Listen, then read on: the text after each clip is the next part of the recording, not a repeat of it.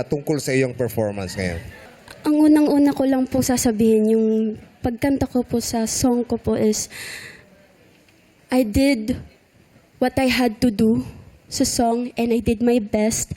Kahit kung ano man sinabi din nila, mga nanalo po nung Monday hanggang Friday, they did their best, I did my best, and I will keep doing my best po.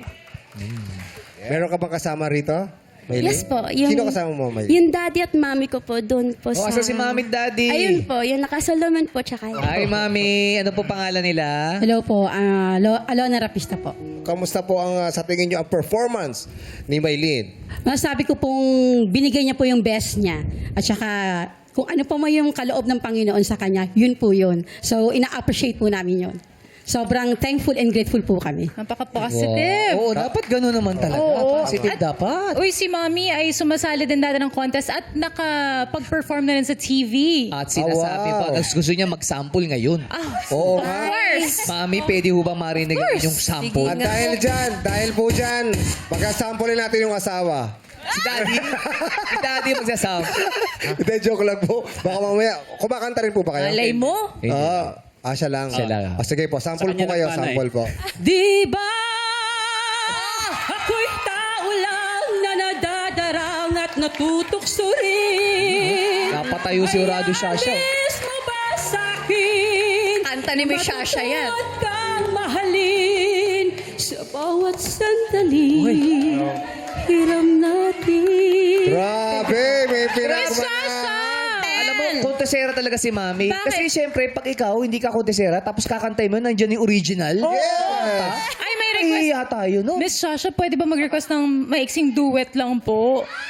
Yee! May isang umagang di mo hahagkan ang mata kong di ka magigisnan. Turuan mo ako'y huwag masaktan. Kahit ako'y para sa'yo ay isang hiram. At hindi dapat magdamdam. Grabe, iba. Miss Shasha, kanta o pasa? Ang galing niya, pati tremolo na kopya. Oh. Grabe. Iba, pati si Maylin, napapalakpak sa Mami.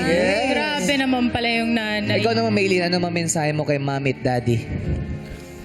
Sa parents ko po, Mami, Daddy, thank you po sa sobrang suporta po. Kada punto niyo po dito pagkakakanta na po ako. Kasama din po minsan yung kuya ko, kaso may trabaho po siya ngayon. Pero I'm so happy po na nandito po kayo, nanonood po sa akin ngayon dito sa stage.